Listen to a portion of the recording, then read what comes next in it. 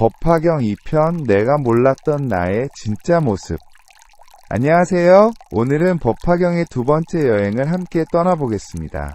지난 시간에 우리는 불타는 집에서 아이들을 구해내는 아버지의 이야기를 통해 방편의 지혜와 진정한 사랑이 무엇인지 깊이 느껴보았습니다. 오늘은 더욱 감동적이고 개인적인 이야기들을 만나게 될 것입니다. 오늘 우리가 함께 나눌 이야기는 세 개의 아름다운 비유입니다. 먼저 가난하다고 생각했던 아들이 사실은 부자의 아들이었다는 것을 깨닫는 이야기고, 다음으로는 하늘에서 내리는 한 줄기 비가 모든 식물을 차별 없이 기르는 이야기, 그리고 옷 속에 숨겨진 보석을 발견하는 이야기입니다. 이 모든 이야기들이 하나의 공통된 메시지를 담고 있습니다. 바로 우리가 이미 완전한 존재라는 것 수리 안에 이미 모든 것이 준비되어 있다는 것 다만 그것을 아직 발견하지 못했을 뿐이라는 희망적 메시지입니다. 현대를 살아가는 우리는 끊임없이 부족함을 느끼며 살아갑니다. 더 많이 가져야 하고 더 잘해야 하고 더 완벽해져야 한다는 압박감 속에서 살아갑니다. 하지만 법화경은 우리에게 전혀 다른 관점을 제시합니다. 문제는 부족함이 아니라 풍요로움을 모르는 것이라 고결핍이 아니라 인식의 문제라고 말해줍니다. 오늘의 이야기들을 통해 당신 안에 숨어있는 보물들을 발견하시기 바랍니다. 그리고 그 발견이 단순한 자기만족이나 자기도취가 아니라 다른 사람들의 소중함도 함께 인식하는 지혜로 이어지기를 바랍니다. 집을 떠났던 아들의 긴 방랑. 신의 품에 나오는 궁자숙이 즉 가난한 아들의 비유는 법화경의 비유 중에서도 가장 길고 자세한 이야기입니다. 이는 우리 인생의 여정을 완벽하게 보여주는 거울과 같습니다. 비유하면 어떤 사람이 어려서부터 아버지를 떠나 다른 나라에서 오랫동안 살았는데 혹은 10년, 20년, 심지어 50년을 살았다. 어린 시절 아버지를 떠났다는 것은 우리가 본래의 자리 즉 부처님의 품을 떠나 윤회의 길에 들어선 것을 의미합니다. 하지만 이를 단순히 종교적으로만 해석할 필요는 없습니다. 이는 우리가 성장하면서 순수했던 어린 시절의 마음을 잃어버리고 본래의 자신을 잊어버린 채 살아가는 현실을 보여줍니다. 심리학자들은 이를 본래적 자기와 적응적 자기의 분리라고 설명합니다. 본래적 자기는 우리의 진정한 모습 타고난 성품과 잠재력을 의미하고, 적응적 자기는 사회의 기대와 요구에 맞춰 만들어진 가면 같은 모습을 의미합니다. 어린 시절에는 이 둘이 거의 구분되지 않습니다. 아이들은 자연스럽게 자신의 감정을 표현하고 호기심을 따라 행동하며 있는 그대로의 모습을 보여줍니다. 하지만 성장하면서 이렇게 해야 한다, 저렇게 하면 안 된다 하는 사회적 기대들을 내재화하게 되고 점차 본래의 자신과 멀어지게 됩니다. 10년, 20년, 50년이라는 시간은 이런 분리의 기간이 얼마나 오래될 수 있는지를 보여줍니다. 어떤 사람은 젊은 시절에 자신을 찾지만 어떤 사람은 중년이 되어서야 또 어떤 사람은 노년에 이르러서야 진정한 자신을 만나게 됩니다. 나이가 들면서 점점 가난해지고 공공해져서 사방으로 다니며 생계를 구하다가 점차 아버지가 사는 나라로 돌아오게 되었다. 나이가 들면서 가난해진다는 것은 외적인 성취나 물질적 풍요가 진정한 만족을 주지 못한다는 깨달음을 의미합니다. 젊을 때는 성공하고 인정받고 소유하는 것들이 행복을 가져다 줄 것이라고 믿습니다. 하지만 시간이 지나면서 그런 것들이 근본적인 해답이 아니라는 것을 알게 됩니다. 현대 심리학의 연구들도 이를 뒷받침합니다. 일정 수준 이상의 물질적 풍요는 행복과 크게 관련이 없다는 것이 여러 연구를 통해 밝혀졌습니다. 대신 의미 있는 관계자 실현 목적의식 같은 것들이 진정한 행복과 더 밀접한 관련이 있다는 것입니다. 사방으로 다니며 생계를 구한다는 것은 외부에서 해답을 찾으려는 우리의 노력들을 상징합니다. 더 좋은 직장, 더 많은 돈, 더 높은 지위, 더 넓은 인맥 등을 통해 행복을 얻으려고 애쓰는 모습입니다. 하지만 이런 노력들이 헛된 것은 아닙니다. 경전에서 점차 아버지가 사는 나라로 돌아오게 되었다고 한 것처럼 외부에서의 모든 경험들이 결국은 우리를 본래의 자리로 이끌어주는 과정이 됩니다. 실패와 좌절시 행착오들도 모두 성장의 밑거름이 되는 것입니다. 칼 융은 이를 개성화 과정이라고 불렀습니다. 인생의 전반부는 외적 성취에 집중하지만 인생의 후반부는 내적 통합과 자기 실현에 집중하게 된다는 것입니다. 이는 자연스러운 발달 과정이며 앞에 단계가 없으면 뒤의 단계도 불가능합니다. 아버지는 지금 어떤 모습일까요? 그 아버지는 본래부터 재산이 많아서 금은 유리, 산호, 호박, 진주 등의 보물과 창고와 곳간이 가득했다. 많은 노복과 신하들이 있었고 코끼리와 말수레가 많았으며 밭과 집도 많았다. 또한 돈을 빌려주고 장사도 하여 다른 나라에까지 이르렀다. 아버지의 풍요로움에 대한 묘사가 매우 구체적이고 상세합니다. 이는 단순한 물질적 풍요가 아니라 모든 차원에서의 완전함을 상징합니다. 금은, 유리 등의 보물들은 지혜의 다양한 측면들을 창고와 곳간은 무한한 자비와 공덕을 노복과 신하들은 모든 선한 행들을 의미합니다. 코끼리와 말수레는 다양한 방편들을 상징합니다. 상황에 따라 적절한 수단을 사용할 수 있는 능력을 말합니다. 밭과 집은 모든 존재들을 기를 수 있는 터전을 의미합니다. 돈을 빌려주고 장사를 한다는 것은 능동적인 자비활동을 보여줍니다. 가만히 있으면서 베푸는 것이 아니라 적극적으로 나서서 필요한 곳에 도움을 주는 것입니다. 다른 나라에까지 이른다는 것은 그 자비가 경계 없이 모든 곳에 미친다는 뜻입니다. 이런 아버지의 모습은 우리 안에 있는 부처성 즉 불성의 완전한 모습을 보여줍니다. 우리는 겉으로는 부족하고 불완전해 보이지만 깊은 차원에서는 이미 모든 것을 갖추고 있다는 것입니다. 현대 심리학에서 말하는 온전한 자기나 참자기의 개념과도 연결됩니다. 도널드 위니콧은 참자기가 가짜 자기에 가려져 있지만 결코 사라지지 않는다고 보았습니다. 적절한 환경과 자기 탐구를 통해 언제든 다시 발견될 수 있다는 것입니다. 또한 아브라함 매슬로우의 자아 실현 이론과도 맥을 같이 합니다. 인간에게는 기본적으로 성장하고 자아를 실현하려는 욕구가 있으며 적절한 조건이 갖춰지면 누구나 자신의 잠재력을 꽃피울 수 있다는 것입니다.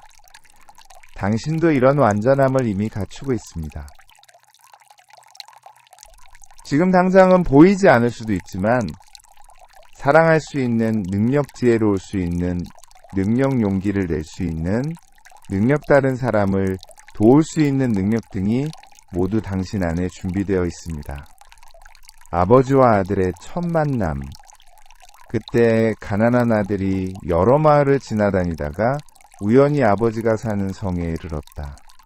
아버지는 아들을 잃어버린 지 50여 년 동안 이전에는 다른 사람에게 이야기한 적이 없었는데다만 마음속으로만 그리워하며 늘 이렇게 생각했다. 나는 이미 늙었는데 재물이 많다. 금은 진주 보물들이 창고에 가득한데 아들이 없다.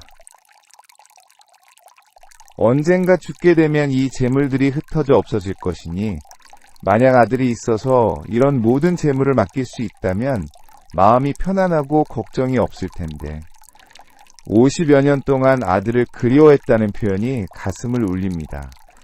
아버지의 사랑은 시간이 지나도 변하지 않았고 아들이 떠나 있는 동안에도 언제나 그를 기다리고 있었습니다. 이는 무조건적 사랑의 전형을 보여줍니다. 다른 사람에게 이야기하지 않았다는 것은 이 사랑이 과시하거나 자랑하기 위한 것이 아니라는 의미입니다. 진정한 사랑은 조용하고 깊숙한 곳에서 지속됩니다. 부모가 자녀를 그리워하는 마음연이니 상대방을 기다리는 마음이 바로 그런 것입니다. 재물을 맡기고 싶다는 아버지의 마음은 단순히 유산상 속의 차원을 넘어섭니다. 이는 자신이 이룬 모든 것 자신의 모든 가치와 의미를 사랑하는 사람과 나누고 싶다는 마음입니다. 진정한 사랑은 소유하려는 것이 아니라 나누려는 것입니다. 현대 심리학에서 말하는 생성감의 개념과도 연결됩니다. 에릭슨의 발달 단계 이론에서 중년기의 주요 과제는 다음 세대를 돌보고 기여하는 것입니다. 자신의 경험과 지혜 자원을 후배들에게 전해주려는 욕구가 자연스럽게 나타납니다. 이는 비단 부모-자녀 관계에만 적용되는 것이 아닙니다. 스승이 제자에게 선배가 후배에게 경험이 많은 사람이 초보자에게 자신의 것을 나누어주고 싶어하는 마음도 같은 맥락입니다. 당신 주변에도 이런 마음으로 당신을 기다리고 있는 사람들이 있을 것입니다. 부모님이나 선생님 선배들 중에 당신의 성장과 성공을 진심으로 바라는 분들이 계실 것입니다. 그들의 마음을 한번 느껴보십시오. 또한 당신도 누군가에게는 그런 존재가 될 수 있습니다.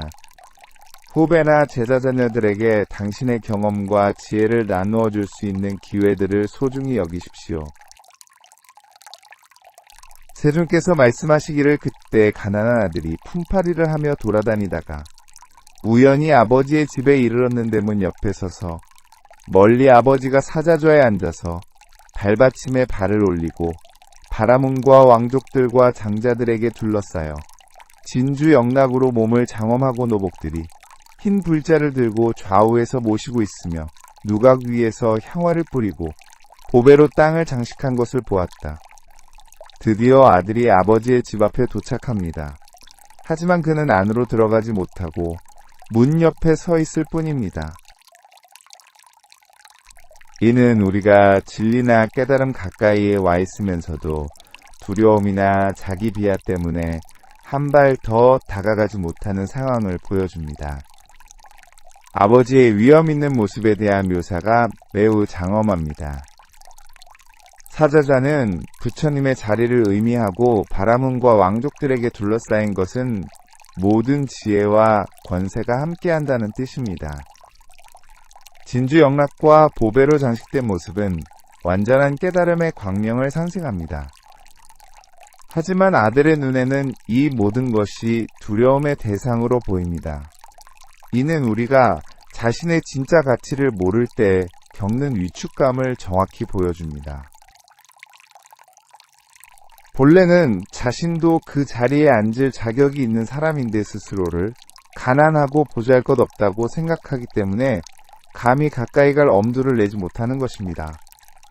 이때 가난한 아들이 이런 큰 위력을 보고 두려워하며 후회하여 말했다. 이 사람은 혹시 왕이거나 왕과 같은 사람이 아닐까? 여기는 내가 품팔이에서 음식을 얻을 곳이 아니다. 차라리 가난한 마을에 가서 힘으로 일하면 의식이 쉽게 구해질 것이다. 이렇게 생각하고 빨리 달려나갔다. 아들의 반응이 매우 인간적입니다. 두려워하고 후회한다는 표현에서 우리는 자신감 부족으로 고생하는 현대인들의 모습을 봅니다. 좋은 기회가 와도 나는 자격이 없어, 내 능력으로는 안 될 거야 라고 생각하며 스스로 포기하는 경우가 얼마나 많은지요. 가난한 마을로 가겠다는 것은 자신의 수준에 맞는 곳을 찾겠다는 의미이지만 동시에 성장의 기회를 스스로 차단하는 것이기도 합니다. 때로는 우리에게 주어진 기회가 벅차 보일 수 있지만 그것이 바로 성장의 기회일 수도 있습니다. 심리학자 캐럴 드웨근 성장 마인드셋과 고정 마인드셋을 구분했습니다. 고정 마인드셋을 가진 사람은 자신의 능력이 정해져 있다고 생각하여 도전을 피하려 합니다. 반면 성장 마인드셋을 가진 사람은 능력이 노력에 의해 발전될 수 있다고 믿어서 도전을 성장의 기회로 받아들입니다. 가난한 아들의 모습은 전형적인 고정 마인드셋을 보여줍니다. 하지만 이것을 단순히 비판할 수는 없습니다. 오랫동안 어려운 환경에서 살아온 사람이 갑자기 좋은 환경을 마주했을 때 느끼는 위축감은 자연스러운 반응입니다. 중요한 것은 이런 반응을 이해하고 서서히 변화시켜 나가는 것입니다. 자신을 탓하지 말고 지금까지의 경험이 그런 반응을 만들어낸 것임을 이해하면서 조금씩 새로운 가능성에 마음을 열어보는 것입니다. 아버지의 지혜로운 방편. 그때 장자가 아들을 보고 곧 알아보았다. 마음에 큰 기쁨이 일어났고 곧 사람들을 보내어 급히 따라가서 붙잡아 오게 하였다. 아버지는 즉시 아들을 알아봅니다. 50년이 지나 모습이 많이 변했을 텐데도 한눈에 알아보는 것입니다. 이는 진정한 사랑의 특징입니다. 겉모습이 어떻게 변해두었던 상황에 있어도 사랑하는 사람을 알아보는 능력입니다.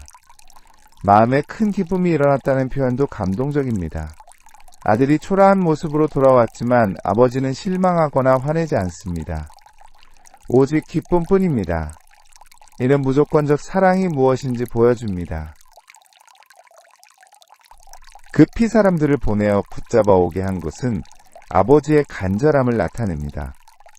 하지만 이것이 아들에게는 어떻게 받아들여질까요? 그때 사자들이 급히 가서 붙잡으니 가난한 아들이 놀라고 무서워하며 큰 소리로 외쳤다. 나는 너희에게 죄를 지은 일이 없는데 왜 붙잡느냐? 사자들은 더욱 강제로 끌고 가려 했다.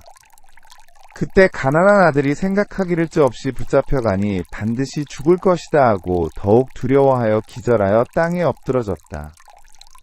선한 의도라도 상대방의 준비가 되지 않으면 오히려 해가 될 수 있다는 것을 보여주는 장면입니다. 아버지의 간절함이 아들에게는 공포로 다가온 것입니다. 이는 우리가 다른 사람을 도우려 할 때 주의해야 할 점을 가르쳐 줍니다. 아무리 좋은 것이라도 강요하면 안 됩니다. 상대방의 상황과 마음의 준비 상태를 고려해야 합니다. 특히 오랫동안 상처받고 위축되어 있던 사람에게는 더욱 섬세한 접근이 필요합니다. 현대 상담 심리학에서도 이런 원리를 강조합니다. 내담자가 준비되지 않은 상태에서 너무 깊은 해석이나 조언을 하면 오히려 저항이나 역전일을 불러일으킬 수 있습니다. 상담자는 내담자의 속도에 맞춰 서서히 진전해야 합니다. 교육에서도 마찬가지입니다. 학습자의 현재 수준을 무시하고 너무 높은 단계의 내용을 가르치려 하면 학습자는 좌절하고 포기하게 됩니다. 비고치키에 근접 발달 영역이로는 학습자가 현재 혼자서 할 수 있는 것과 도움을 받아 할 수 있는 것 사이의 영역에서 교육이 이루어져야 한다고 강조합니다. 인간관계에서도 마찬가지입니다. 아무리 상대방을 위한다고 해도 그 사람이 받아들일 준비가 되지 않은 상태에서 강요하면 관계가 오히려 나빠질 수 있습니다. 아버지가 멀리서 이것을 보고 사자들에게 말했다. 이 사람은 필요 없으니 강제로 데려오지 말라. 찬물을 그 얼굴에 뿌려서 정신을 차리게 하고 더 이상 말하지 말라. 왜냐하면 아버지는 아들의 마음이 열등하고 비천한 것을 알았기 때문이다. 지혜로운 아버지는 즉시 상황을 파악하고 방법을 바꿉니다. 강제로 데려오려던 계획을 포기하고 아들의 상태를 배려합니다. 이는 진정한 지혜가 무엇인지 보여줍니다. 자신의 계획을 고집하지 않고 상대방의 현실에 맞춰 조정하는 유연성입니다. 아들의 마음이 열등하고 비천한 것을 알았다는 표현은 비판적인 의미가 아닙니다. 이는 아들의 현재 자아상이 그렇게 형성되어 있다는 현실 인식입니다. 아버지는 이를 비난하지 않고 이해하며 그 상태에서 시작할 수 있는 방법을 찾습니다. 이런 태도는 현대 인본주의 심리학의 핵심 원리 임무 조건적 긍정적 관심과 일치합니다. 칼 로저스는 상담자가 내담자의 현재 상태를 판단하지 않고 있는 그대로 수용할 때 진정한 치유가 일어난다고 보았습니다. 부모나 교사 리더의 입장에서도 이런 지혜가 필요합니다. 자녀나 학생부와 직원의 현재 상태를 있는 그대로 인정하고 그들이 받아들일 수 있는 방식으로 도움을 주는 것입니다. 서서히 다가가는 사랑. 자기는 부자이지만 아들을 알아보았다 해도 여러 가지 방편을 써서 아들을 부리되 아직 너는 내 아들이고 나는 내 아버지다라고 말하지 않았다. 아버지는 아들을 알아보았지만 바로 정체를 밝히지 않습니다. 아들이 받아들일 수 있을 때까지 기다리기로 한 것입니다. 이는 극도의 인내와 지혜를 요구하는 선택입니다. 상상해 보십시오. 50년 동안 그리워했던 아들을 만났는데 바로 내가 네 아버지다 라고 말하지 못하고 참아야 하는 심정을 말입니다. 하지만 진정한 사랑은 자신의 감정보다 상대방의 필요를 우선시합니다. 당장의 만족보다 장기적인 행복을 위해 기다릴 수 있는 것이 성숙한 사랑입니다. 현대 심리학에서 말하는 지연 만족의 개념과도 연결됩니다. 스탠포드 대학의 마시멜로 실험에서 보여주듯이 당장의 작은 만족을 참고 더 큰 만족을 기다릴 수 있는 능력은 인생의 성공과 행복에 결정적 영향을 미칩니다. 그는 곧 방편을 내어 한 사람을 보내어 거칠고 누추하며 위험이 없는 모습의 사람을 시켜서 가난한 아들에게 가서 말하게 했다. 그대는 일하러 오시오. 똥을 치우는 일을 시킬 테니 급료는 2배로 주겠소. 아버지는 아들의 눈높이에 맞는 사람을 보냅니다. 거칠고 누추한 모습의 사람이라고 한 것은 아들이 부담스러워하지 않을 만한 수준의 사람을 말합니다. 그리고 아들이 할 수 있는 일부터 시작하도록 배려합니다. 똥을 치우는 일이라는 표현이 좀 거칠게 들릴 수 있지만 이는 가장 낮은 단계의 일부터 시작한다는 의미입니다. 현대식으로 말하면 청소나 잡무 같은 일부터 시작하는 것입니다. 중요한 것은 일의 종류가 아니라 시작할 수 있는 기회를 주는 것입니다. 급료를 2배로 준다는 것은 아버지의 특별한 배려를 보여줍니다. 아들이 자존감을 회복하고 안정감을 느낄 수 있도록 경제적으로도 넉넉하게 대우한 것입니다. 이는 현대 교육학의 스캐폴딩 개념과 일치합니다. 학습자가 독립적으로 할 수 있을 때까지 적절한 지원을 제공하는 것입니다. 처음에는 많은 도움을 주다가 점차 지원을 줄여서 최종적으로는 혼자서도 할 수 있도록 돕는 방법입니다. 직장에서 신입사원을 교육할 때도 이런 원리를 적용할 수 있습니다. 처음부터 어려운 업무를 맡기기보다는 간단한 일부터 시작해서 점차 책임과 권한을 늘려가는 것입니다. 부모가 자녀를 교육할 때도 마찬가지입니다. 아이의 현재 능력 수준에서 시작해서 조금씩 더 어려운 과제를 주면서 성장시키는 것이 효과적입니다. 가난한 아들이 급료를 들어보고 기뻐하며 따라가서 똥을 치우고 더러운 것을 제거하는 일을 했다. 아버지가 창문으로 아들을 보다가 어리석고 열등하며 더러운 일에 탐착하는 것을 보았다. 아들이 기뻐한다는 표현이 감동적입니다. 비록 더러운 일이지만 자신을 받아주고 정당한 대가를 주는 일이 있다는 것만으로도 기뻤던 것입니다. 이는 인정받고 소속감을 느끼고 싶어하는 인간의 기본적 욕구를 보여줍니다. 매슬로우의 욕구 단계설에서 생리적 욕구 다음으로 중요한 것이 안전 욕구이고 그 다음이 소속과 사랑의 욕구입니다. 가난한 아들은 이제 겨우 안전 욕구가 충족되고 소속감을 느끼기 시작한 단계입니다. 아버지가 창문으로 아들을 보는 장면도 의미가 깊습니다. 직접 다가가지는 못하지만 늘 지켜보고 있다는 것입니다. 이는 하늘에서 우리를 지켜보시는 부처님의 자비욕은 자녀를 멀리서라도 지켜보려는 부모의 마음을 상징합니다. 어리석고 열등하며 더러운 일에 탐착한다는 표현은 아들을 비하하는 것이 아니라 현재 상태에 대한 객관적 묘사입니다.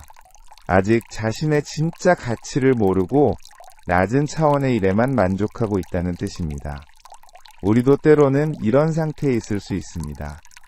더 큰 가능성이 있음에도 불구하고 현재의 작은 안전함에 안주하려는 경우 말입니다. 이것 자체가 나쁜 것은 아니지만 성장의 관점에서는 다음 단계로 나아갈 준비를 해야 할 때가 있습니다. 점진적인 성장의 과정. 아버지는 또 좋지 않은 옷을 입고 때가 묻은 모습으로 오른손에는 똥그릇을 들고 모든 일꾼들이 있는 곳에 가서 아들에게 가까이 가며 말했다. 너는 열심히 일하라. 게으르지 말라.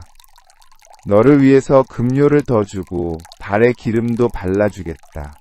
밥과 음식과 깔개와 이불도 다 준비해 두었으니 걱정하지 말고 일하라. 드디어 아버지가 직접 나타납니다. 하지만 본래의 장엄한 모습이 아니라 일꾼들과 같은 모습으로 변장하고 나타납니다.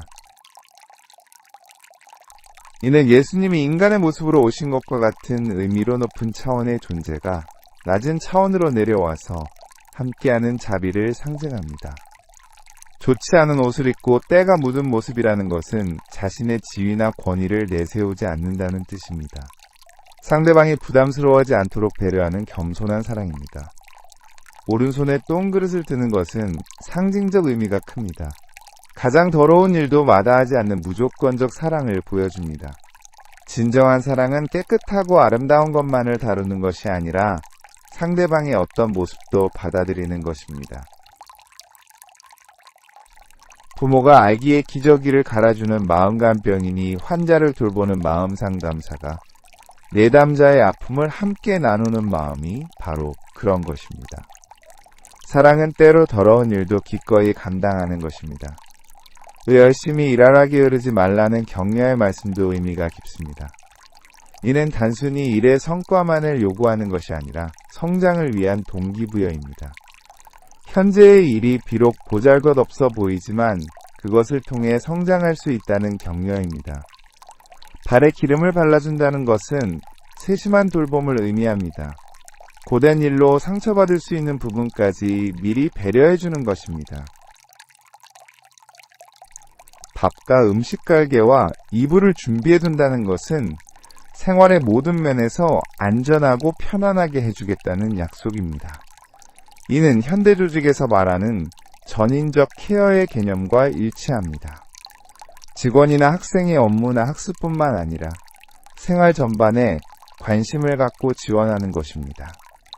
또 친절한 말로 위로하며 장부야 너는 가지 말고 여기서 일하라. 나는 너를 친아들처럼 여기겠다고 했다. 의장부야라는 호칭이 특별합니다. 이는 큰 사나이라는 뜻으로 상대방의 존엄성을 인정하는 표현입니다. 비록 더러운 일을 하고 있지만 인격적으로는 동등하게 대한다는 의미입니다. 친아들처럼 여기겠다는 말은 법적으로나 혈연적으로는 아직 진실을 밝히지 않았지만 마음으로는 이미 아들로 받아들이고 있다는 뜻입니다. 이는 조건 없는 사랑의 선언입니다. 현대 심리학에서 말하는 안전 기지 역할을 하겠다는 선언이기도 합니다. 존 볼비의 애착 이론에서 안전 기지는 아이가 세상을 탐험할 때 언제든지 돌아올 수 있는 안전한 피난처를 의미합니다. 아버지는 아들에게 그런 존재가 되어주겠다고 약속한 것입니다. 그때부터 아버지는 아들을 가까이하여 서로 왕래하며 지내기를 20년 동안 하면서 그에게 일을 맡기되 점차 중요한 일도 맡겼다. 20년이라는 긴 시간 동안 점진적으로 관계를 발전시켜 나갑니다. 이는 진정한 성장이 하루아침에 이루어지는 것이 아니라는 것을 보여줍니다. 신뢰관계의 형성 자신감의 회복 능력의 개발은 모두 시간이 필요한 과정입니다. 서로 왕래한다는 것은 일방적인 관계가 아니라 쌍방향적인 관계로 발전했다는 의미입니다. 아들도 이제 아버지를 편안하게 여기고 자연스럽게 교류할 수 있게 된 것입니다. 점차 중요한 일도 맡긴다는 것은 성장 단계에 맞는 적절한 도전을 제공한다는 의미입니다. 너무 쉬운 일만 계속하면 성장이 정체되고 너무 어려운 일을 갑자기 맡기면 좌절하게 됩니다. 적절한 수준의 도전을 통해 단계적으로 성장시키는 지혜입니다. 이는 현대 교육학의 점진적 도제학습 모델과 일치합니다. 전문가의 일을 관찰하는 것부터 시작해서 부분적으로 참여하고 점차 독립적으로 수행할 수 있도록 돕는 과정입니다. 직장에서의 경력 개발, 스포츠에서의 기술, 향상 예술 분야에서의 실력 증진 등 모든 성장 과정이 이런 원리를 따릅니다. 기초부터 차근차근 쌓아가면서 점차 더 복잡하고 어려운 단계로 나아가는 것입니다. 당신의 삶에서도 이런 과정을 인정하고 받아들이십시오. 지금 당장 완벽하지 않다고 해서 좌절할 필요가 없습니다. 중요한 것은 어제보다 오늘 조금 더 나아지는 거소래가 작년보다 조금 더 성장하는 것입니다. 또한 다른 사람을 도울 때도 이런 지혜를 적용해 보십시오. 상대방의 현재 수준에서 시작해서 점차 더 높은 단계로 이끌어가는 인내와 지혜가 필요합니다. 진실을 알게 되는 순간, 그 후에 아버지가 병이 들어 죽을 때가 가까워진 것을 알고 가난한 아들을 불러서 왕족과 장자들과 관리들과 민중들에게 모두 이렇게 말했다.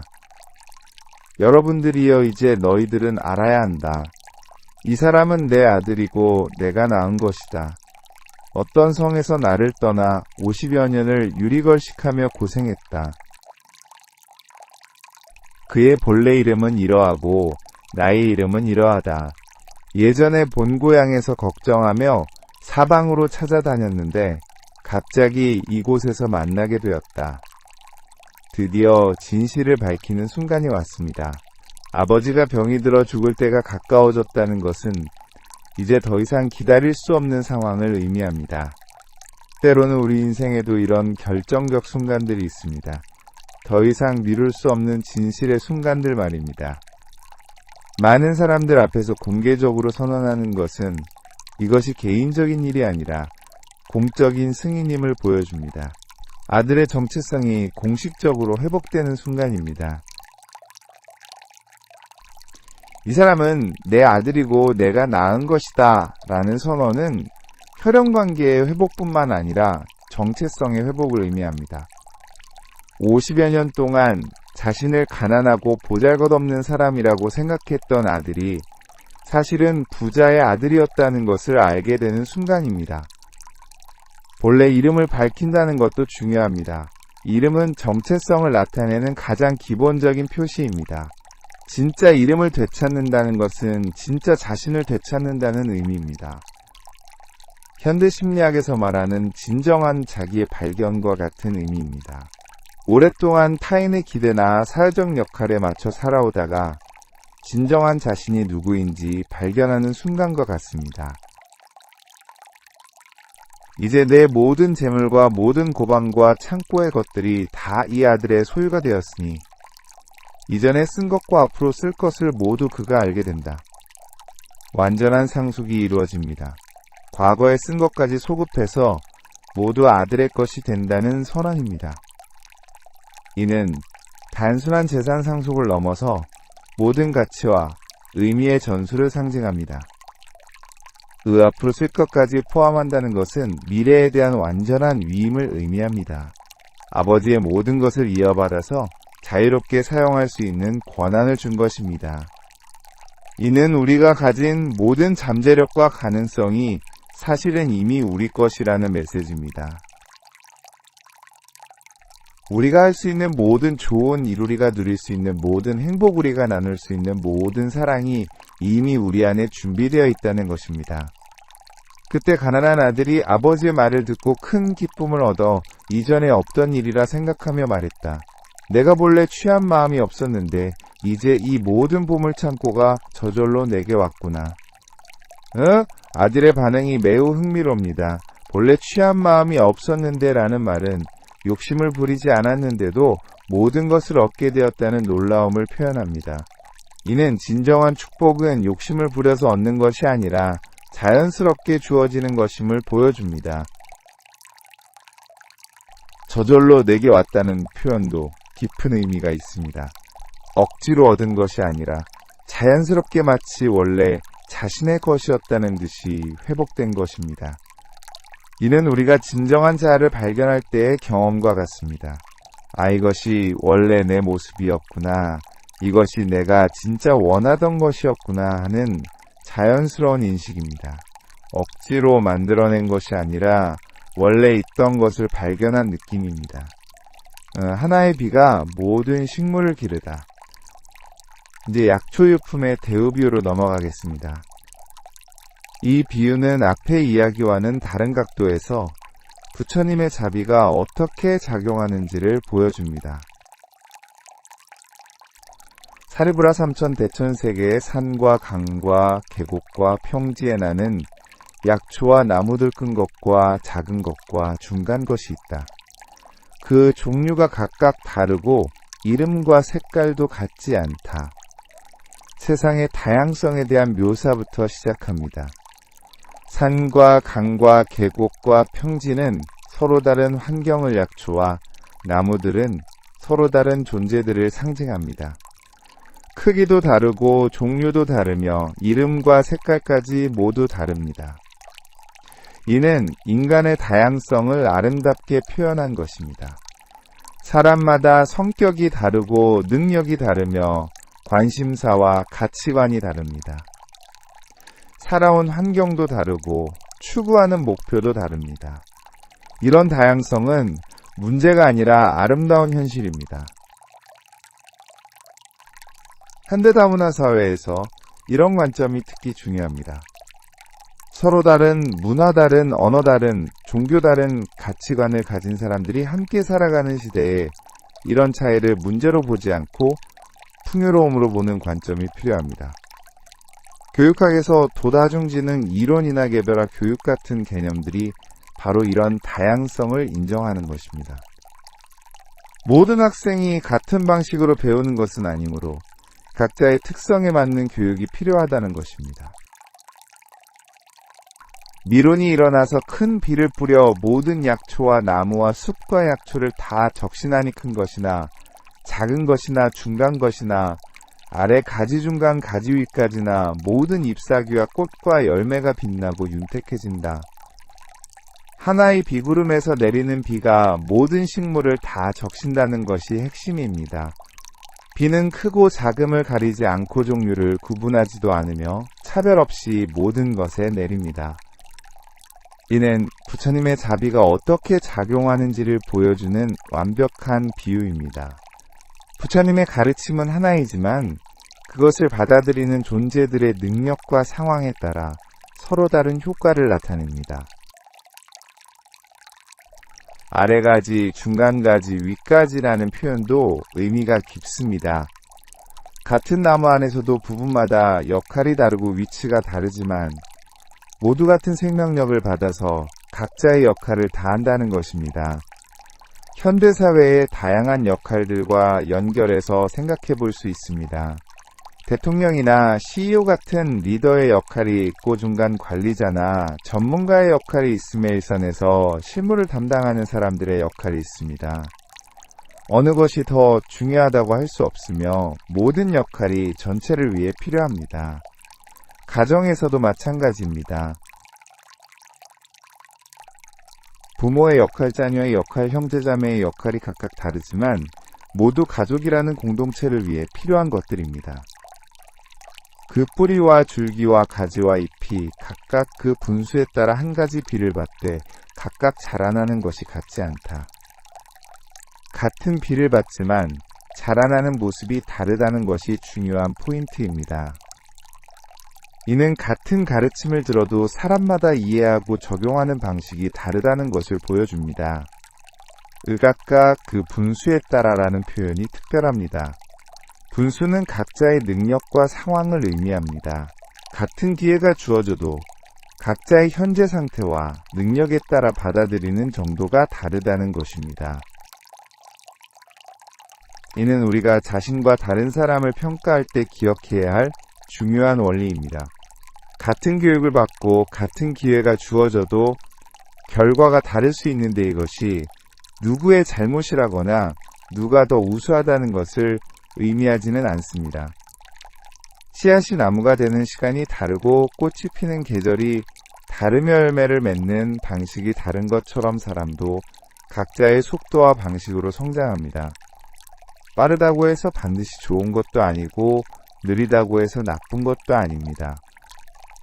중요한 것은 각자가 자신의 분수에 맞게 최선을 다하는 것입니다.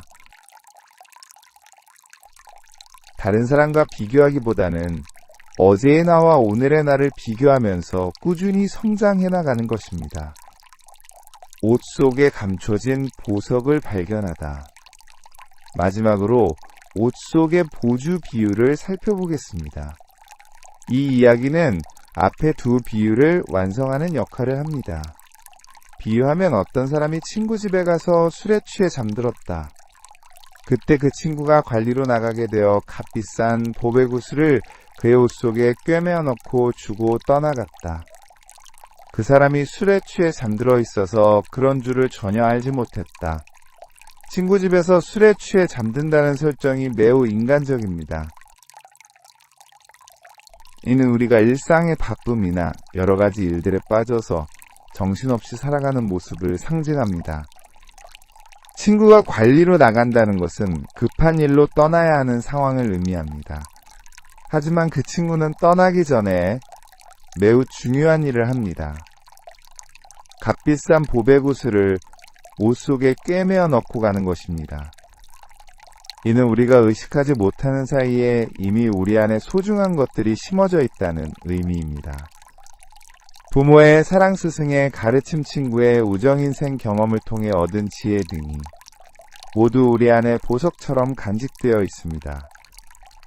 옷 속에 꿰매어 넣는다는 것은 겉으로는 보이지 않지만 늘 함께 있다는 의미입니다.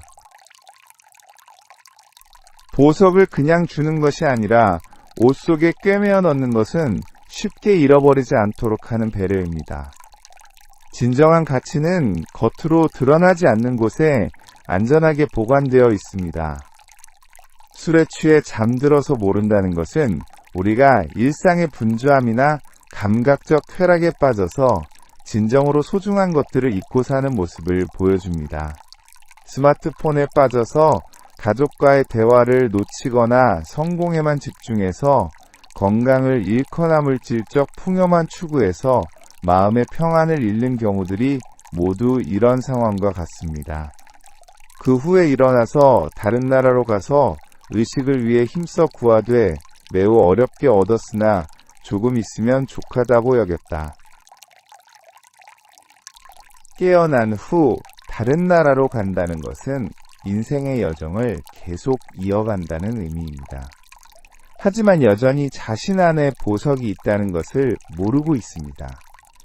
의식을 위해 힘써 구한다는 것은 생계를 위해 애쓰는 모습을 보여줍니다. 매우 어렵게 얻었으나 조금으로도 족하다고 여긴다는 것은 낮은 기대치와 만족도를 의미합니다.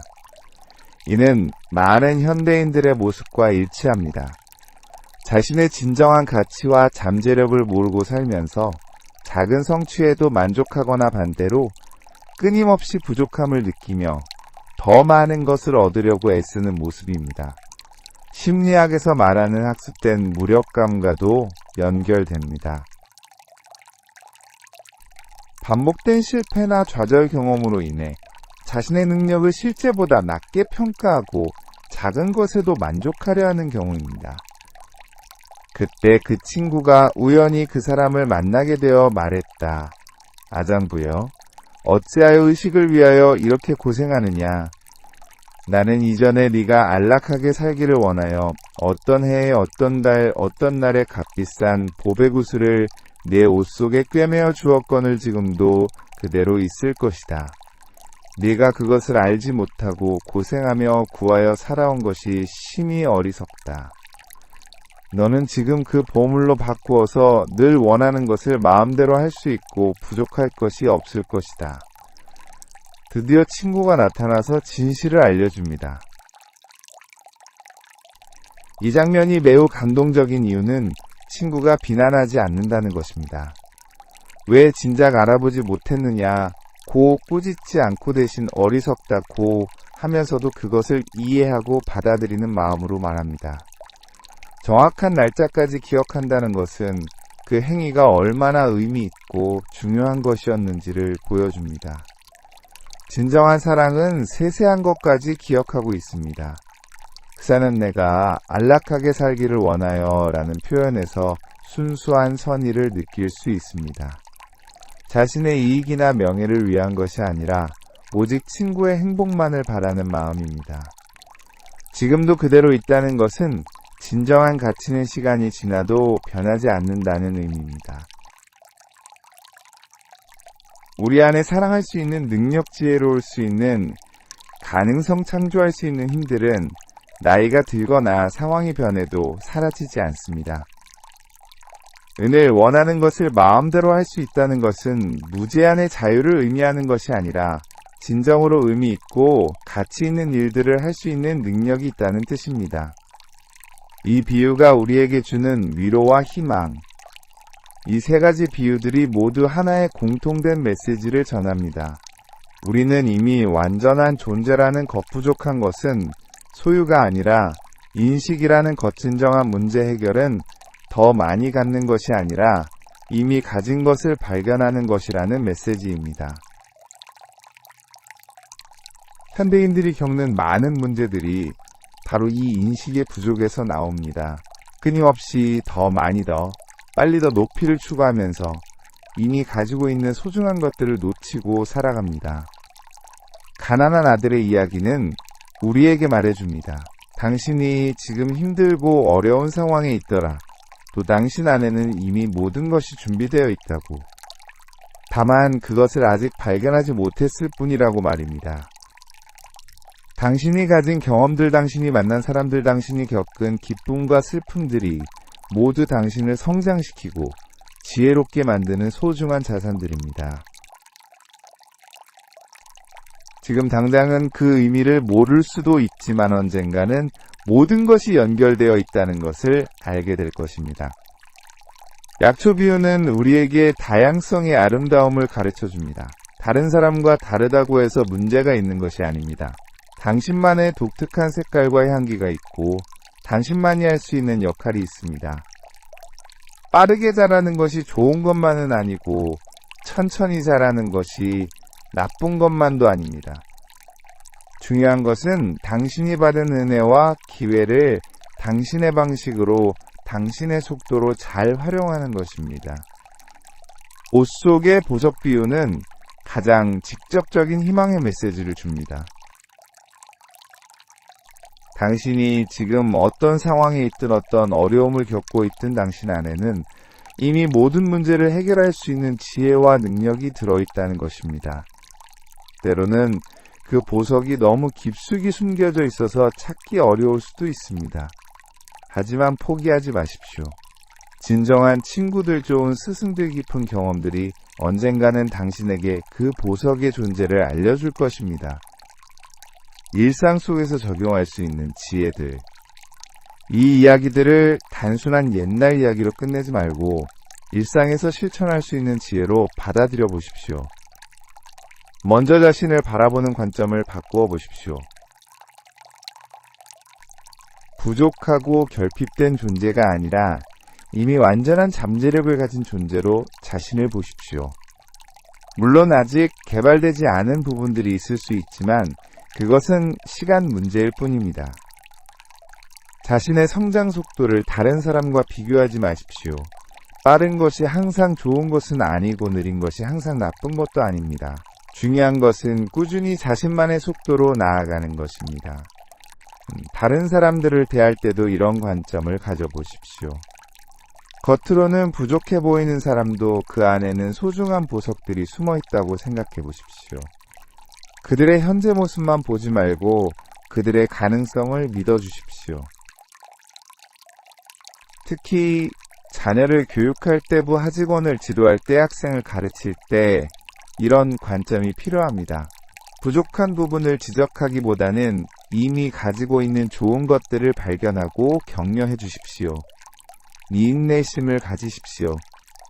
가난한 아들이 자신의 정체성을 찾기까지 50년이 걸렸습니다. 진정한 변화와 성장은 시간이 필요합니다. 급하게 서두르지 말고 단계적으로 발전해 나가십시오. 감사하는 마음을 가지십시오. 지금 당신이 가진 모든 것들, 심지어 어려움과 시련들도 모두 당신을 성장시키는 소중한 선물입니다. 그 의미를 지금 당장은 모를 수도 있지만 언젠가는 모든 것이 필요한 과정이었다는 것을 알게 될 것입니다. 다른 사람의 도움을 받아들이는 열린 마음을 가지십시오. 가난한 아들이 아버지의 도움을 처음에는 두려워했지만 점차 받아들이면서 성장할 수 있었습니다. 누군가가 당신에게 선의의 도움을 제공할 때 겸허하게 받아들이는 용기도 필요합니다. 마지막으로 당신도 다른 사람들에게 도움을 줄 수 있는 존재라는 것을 기억하십시오. 당신이 겪은 경험들, 당신이 배운 지혜들, 당신이 가진 능력들을 다른 사람들과 나누십시오. 받은 사랑을 다시 나누어 줄 때 그 사랑은 더욱 커집니다. 오늘 우리가 함께 나눈 이야기들이 당신의 마음에 희망의 씨앗을 심어주기를 바랍니다. 당신은 이미 충분히 소중하고 가치 있는 존재입니다. 다만 그것을 아직 완전히 발견하지 못했을 뿐입니다. 하루하루 살아가면서 자신 안의 보석들을 하나씩 발견해 나가시기 바랍니다. 그리고 그 발견의 기쁨을 다른 사람들과도 나누시기 바랍니다. 당신의 빛이 다른 사람들에게도 희망이 되고 그들도 자신만의 보석을 찾을 수 있도록 도와주십시오. 다음 시간에는 법화경의 또 다른 아름다운 이야기들을 함께 나누겠습니다. 함께 가는 길에 지혜 단계적 성장의 의미 그리고 각자만의 타이밍을 존중하는 법에 대해 깊이 탐구해 보겠습니다. 지금 이 순간 당신이 어디에 계시든 마음 깊은 곳에서부터 평안과 기쁨이 솟아나기를 진심으로 기원합니다. 당신은 사랑받을 자격이 충분한 소중한 존재입니다. 고맙습니다.